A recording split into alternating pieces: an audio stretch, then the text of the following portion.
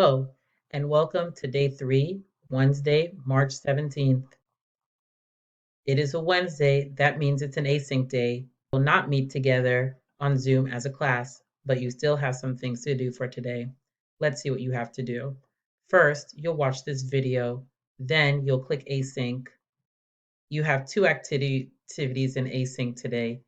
First activity is in your future book, pages 24 and 25, exercises 1A and B, and 2A, B, and C.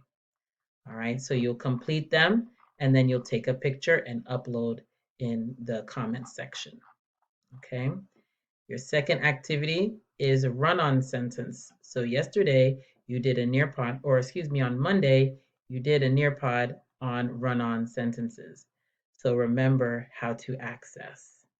Remember to always sign into your Carlos Rosario email first, and then you will come back and you will click My Document. After you click My Document, be sure to click Edit next to Submit. And then you will have access to this page. And what you are doing, you are going to punctuate. That means you will use a comma or you'll use a period where it is necessary. If you choose to use a period, for example, if I choose to use a period here, and I will capitalize the W. All right. So that is how you would do this activity. Okay. All you are doing, and then you have this sentence, you have this paragraph that you can punctuate. All right. That means you put the proper punctuation if it's a comma or a period. All right. And then you click submit when you're done. All right. Okay. And that's it for async. It is Wednesday, so there are a few things for today.